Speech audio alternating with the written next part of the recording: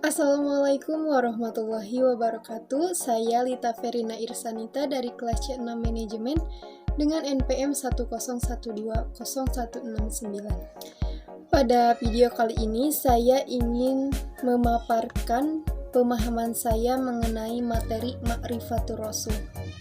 Kata Rasul tentu saja sudah tidak asing lagi bagi kita sebagai umat Islam. Untuk mengenal lebih dalam mengenai Rasul, mari kita simak video berikut ini. Rasul berasal dari kata rasala yang artinya mengutus. Sedangkan kata Rasul adalah bentuk infinitif dari kata rasala yang berarti utusan. Adapun secara istilah, kata Rasul adalah seorang laki-laki yang dipilih dan diutus oleh Allah Subhanahu wa Ta'ala dengan membawa risalah kepada umat manusia. Terdapat dua kata kunci untuk memahami definisi dari kata Rasul. Yang pertama, hamilur risalah atau membawa dan menyampaikan risalah. Yang kedua, qudwatu fi tatbiki risalah, yang artinya menjadi contoh bagi umat manusia dalam melaksanakan ajaran yang dibawanya. Namun perlu diingat, tidak semua yang membawa risalah dan menyampaikannya disebut sebagai Rasul, karena Rasul yang diutus oleh Allah Ta'ala memiliki ciri-ciri khusus, seperti mempunyai sifat-sifat asasiyah, yakni sifat-sifat dasar yang layak untuk dimiliki olehnya.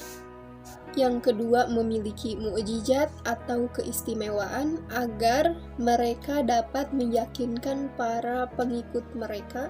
Yang ketiga, adanya al-bisyarat atau berita gembira atas kedatangannya. Kabar gembira tersebut ada kalanya telah disampaikan lebih dulu oleh rasul-rasul sebelumnya. Keempat, adanya an-nubuwat atau berita-berita kenabian yang disampaikannya.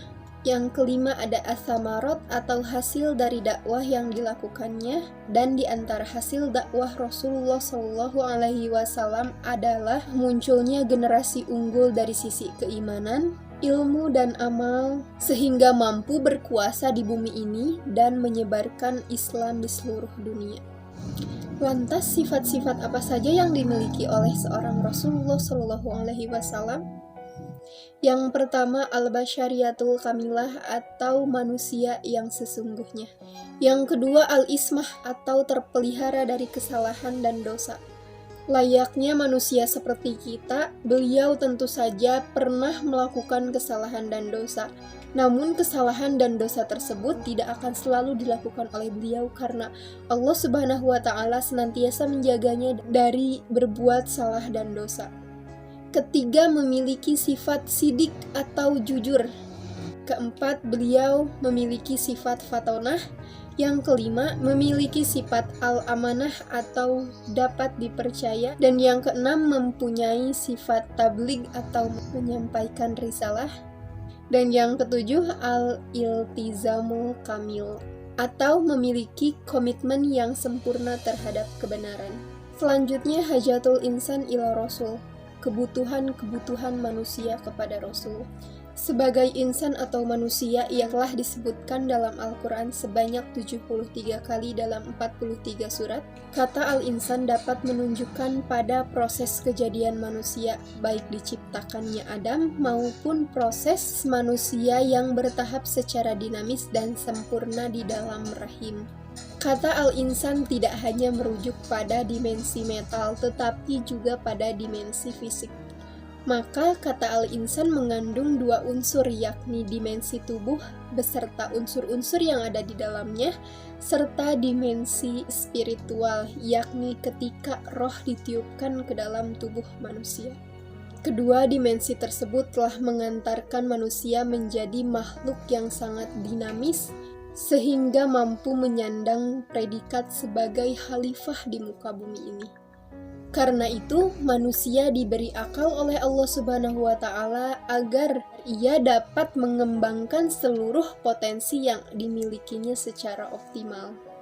Manusia juga diberi fitrah. Fitrah yang ada pada diri manusia dapat menilai baik dan buruknya diri mereka sendiri ataupun orang lain. Fitrahnya dapat dijadikan sebagai saksi atas segala perbuatannya, dan beberapa fitrah manusia adalah keinginan untuk mengabdi Sang Holik, mempercayai bahwa Allah Subhanahu wa Ta'ala sebagai Khalik dan sebagai penciptanya, yakni kewujudan Sang Pencipta yang diakuinya di dalam Al-Quran maupun oleh orang-orang kafir. Karena perjanjian manusia ketika berada di rahim ibunya adalah alastu birabbikum qalu bala syahidna.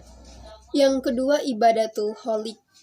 Karena manusia secara umum mendapat perintah dari Allah Subhanahu wa Ta'ala untuk mengabdi kepadanya. Dan pengabdian kepada Allah Subhanahu wa Ta'ala merupakan bentuk dari pengakuan kita kepada Allah sebagai Sang Pencipta. Dan yang ketiga, hayatul munadomah, yakni petunjuk dari Allah adalah memandu kita sebagai manusia ke arah yang lebih baik. Karena Allah sebagai pencipta kita, Dia tahu apa yang terbaik untuk kita dan untuk kehidupan kita. Selanjutnya, hidayatul rasul. Jika kita hendak mengikuti perintah Allah, maka ikutilah perintah Rasul-Nya. Kaidah ini adalah kaidah Rabbani yang dibawa oleh Islam. Oleh karena itu, syahadat pun terdiri dari pengakuan kepada Allah dan pengakuan kepada Rasul. Poin yang pertama, ma'rifatul khaliq. Artinya petunjuk Rasul digunakan untuk mengenal Allah Subhanahu wa Ta'ala. Dan yang kedua, minhajul hayah, yang artinya petunjuk Rasul juga digunakan untuk mengamalkan Islam yang benar dan yang diridhoi oleh Allah Subhanahu wa Ta'ala. Yang terakhir, ibadatul shahih. Ibadah shahih adalah ibadah yang menyembah Allah dengan mengikuti panduan Rasul. Rasul sebagai penerima wahyu dari Allah Subhanahu wa Ta'ala yang harus diikuti dan dijadikan sebagai contoh, juga petunjuk dalam menjalankan ibadah secara benar. Rasul sebagai manusia yang mendapat wahyu dari Allah Subhanahu wa Ta'ala untuk mengembangkan dan menyebarkan nilai-nilai Islam secara sah dan tepat. Wallahu a'lam bishawab. Terima kasih karena telah menonton video saya. Sekian, wassalamualaikum warahmatullahi wabarakatuh.